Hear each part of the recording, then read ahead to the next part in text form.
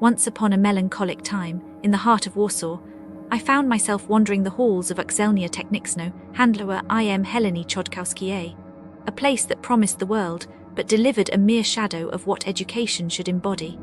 Ah, the irony of it all, the grand facade of knowledge and enlightenment, crumbling under the weight of its own pretenses. I arrived with dreams as vast as the open sky, eager to unfurl the parchment of my intellect and soak in the wisdom of the ages.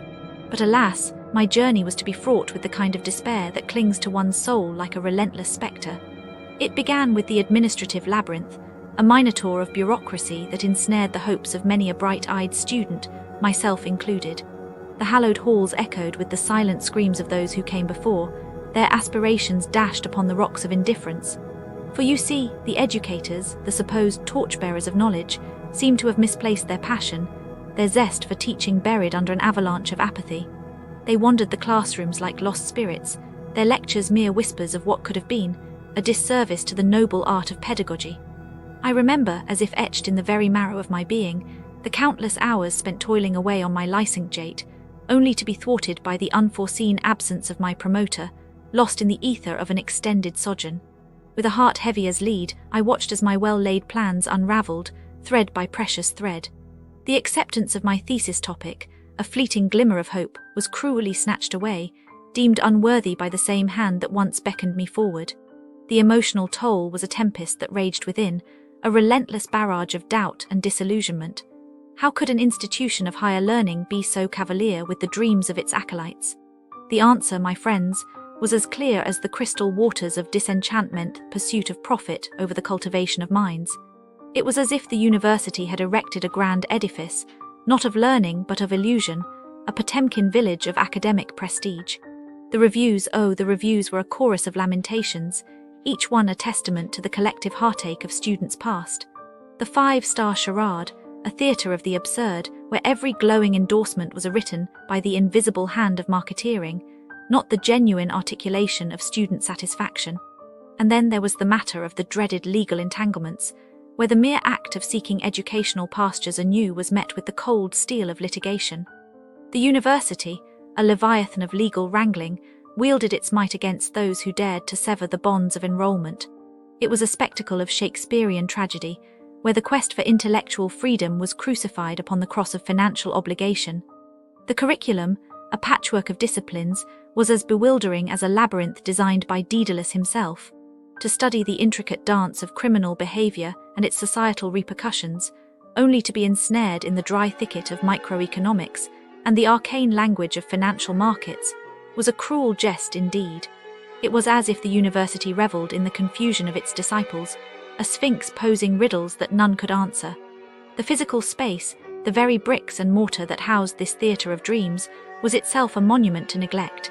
The classrooms, cramped and bereft of the basic amenities that foster an environment of learning, were but a reflection of the institution's disregard for the student experience. The facilities, outdated and... I was looking into crimes near Uczelnia Techniczno Handlowa Heleny Chodkowskiej, Warsaw, and I found some pretty disturbing stuff. Businesses near this area are like, they are not all trustworthy, sadly. Apparently, there are these online shops that claim to be Polish retail businesses, but in reality, they are just scams. They lure customers with cheap prices and fake emotional backstories. One example is this Sawicki Moda shop, which claimed to be a 30-year-old Polish family fashion business. They advertised themselves as closing down, and that's why they were selling stuff so cheap. But of course, the customers received low-quality knockoffs from Chinese suppliers instead of the promised high-quality items. And to make matters worse, the return shipping cost to China was like 260 PLN, which is a lot. I think the victims were probably pretty upset when they realized they got scammed. They probably felt frustrated and angry, like, why would someone do this to them? And maybe they even blamed themselves for being so naive. I think that's what happened next. Businesses near Uczelnia Techniczno Handlowa Heleny Chodkowskiej, Warsaw are alike. They are not all honest, sadly. Another example is these street-level scams in Warsaw's Old Town. Their children would offer tourists roses as gifts and then present pictures of sick relatives and ask for donations for fabricated sob stories. It's like, how can you do this to people, right? They were just trying to be nice and enjoy their vacation. I predict the victims probably felt guilty for not giving more money, even though they didn't have to. They might have even questioned their own kindness, like, should I have just said no? And maybe they even felt a little embarrassed, like, I shouldn't have fallen for that. I think that's what happened next. In the shadow of the esteemed Uczelnia Techniczno Handlowa Heleny Chodkowskiej, Warsaw, lies a realm of commerce that, despite its proximity to such an institution, seems to fall short of the mark. As we wander through the streets adjacent to this academic beacon, we find ourselves enveloped in a shroud of disappointment, a testament to the less-than-ideal business practices that seem to be the norm rather than the exception. Let us first set our sights on the Westfield Makato, a place where the promise of retail therapy quickly turns into a drama worthy of a soap opera. Here, one might encounter a cleaner whose tongue is as sharp as a mop, ready to swab the deck with harsh words. It's a location where the gym's doors play a cruel game of hide and seek, leaving patrons to wander like lost souls in search of a workout. And oh, the tragedy of a misplaced earphone, swallowed by the abyss of a trash bin, never to be seen again. The saga continues with misinformation about operating hours, leaving the desperate and the needy stranded, their hopes for an open optometrist dashed against the rocks of false advertising. As we stroll further, we find ourselves at the Ministry of Coffee, a place that should be a haven for the caffeine-deprived, but instead turns into a battleground of laptop prohibitions and coffee conundrums. The baristas here are as unpredictable as the Polish weather, enforcing rules as if they were guardians of a secret society. The coffee might be a work of art, but the experience is marred by the bitterness of exclusion and the sour taste of poor service. Our journey takes a turn for the peculiar as we step into the Moon Warsaw, a nocturnal haunt that promises the stars but delivers a performance akin to a meteor shower, sporadic and potentially hazardous. The bouncers stand as gatekeepers to an elite world that seems to exist only in the promotional posters. The dress code is as changing as the phases of the moon, and the treatment one receives is as fickle as the weather in April.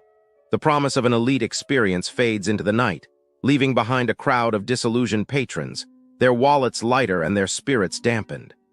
Cloudmine, a place of creativity and clay, beckons us with the promise of artistic expression. Yet it is a place where beginners may find themselves lost in a sea of unspoken techniques and unfulfilled expectations. The pottery may be beautiful, but the journey to creation is fraught with the silence of unanswered phones and the heartache of incomplete masterpieces. Finally, we arrive at Kita Koguta, where the cocktails are as complex as the emotional landscape of Warsaw itself. Here, the staff's hospitality is as elusive as a Polish summer, leaving a bitter aftertaste that not even the finest whiskey can wash away. The prices soar as high as the ambitions of the city's residents, yet the service remains grounded, stubbornly refusing to lift off. In this corner of Warsaw, near the Uczelnia Techniczno Handlowa Heleny Chodkowskiej, the businesses seem to dance to a tune of imperfection, each with its own quirks and missteps. As a sensitive soul and a guardian of the consumer's purse, I must caution you, dear traveler. Approach these establishments with a heart steeled by patience and a mind prepared for the unexpected. For in this land of mixed blessings, one must navigate with care, seeking out the gems amongst the rough, the perfect espresso amidst the sea of overpriced lattes, and the genuine smile in a landscape of indifference. Let this be a guide to you, not as a deterrent, but as a beacon of awareness, illuminating the path to a more discerning journey.